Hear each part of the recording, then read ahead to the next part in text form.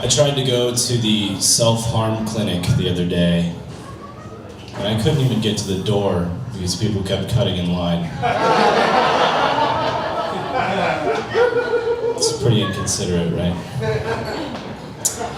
I'm wearing long sleeves tonight because I don't want to gross you guys out, so I've got some self-inflicted wounds. Got them over the weekend with my Razor scooter. Kind of a daredevil, yeah.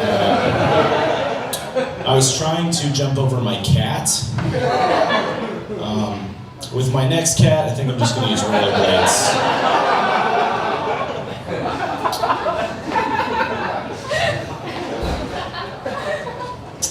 I'm really excited to go first tonight. This feels like a special night, right? I'm here to really figure you guys out. This next joke's to see whether you guys are cool or not, okay? No pressure. Growing up, I always used to let others fight my battles for me, you know, my dad or my brothers. But these days, I'm a much more hands-on Pokemon player. Okay, so you guys are fucking nerds. That's great. Let's talk about Dungeons and Dragons, okay? But before I go any further, who here is a fan of the television series Game of Thrones? Okay. Yeah, right? It's like really big. It's stupid that we live in a country where Game of Thrones is like the biggest deal every summer, but I'm considered a nerd anytime I start to talk about Dungeons and Dragons. That's all season 5 of Game of Thrones was. Except, you know, it had boobs too, so. And that's the real problem with Dungeons and Dragons, is that it's too male-oriented, a lot of people feel. And the reason for that is just that dudes sort of instinctively know how fucking cool dragons are. Like if I went up to any random dude on the street and I said, hey, how do you feel about dragons? He'd be like, okay, well, are we talking about Tolkien's dragons, or... There are a lot of different types, is what I'm saying, and like, I could kill a dragon if it was the right kind of dragon. But I've devised a plan to get more ladies into D&D, so if there are any guys out there that want to get their girlfriends into it, here are the steps, okay? So first of all, you only refer to it as D&D, okay? D&D, it's a new form of BDSM. Just be like, you've heard of roleplay, right?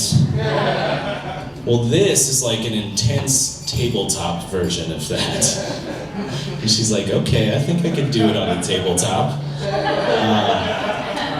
Eventually, she'll start to ask you, like, well, what does D&D even stand for?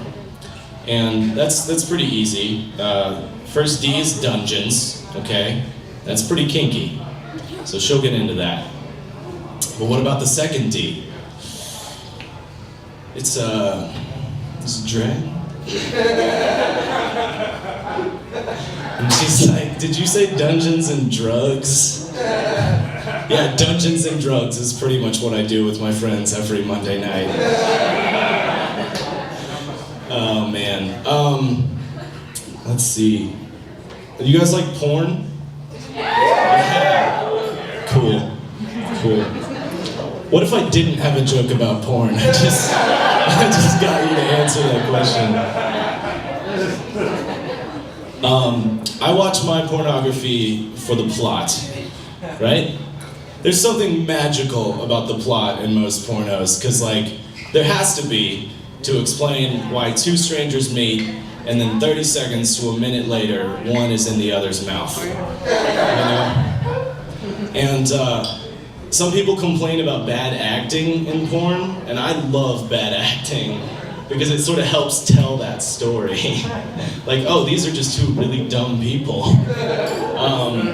But what really annoys me, what takes me out of it when I'm trying to get into the plot of my porn, is when there's too much hair going on, you know? This isn't the 70s, right? I just feel like in this day and age, it's wrong for both guys to have mustaches. You guys feel me? All right, I'm gonna go ahead and end my set with a song. I think I can do this under a minute. This song I wrote when I delivered pizza. It's about the worst customer I ever fucking had. It's called Die Alone.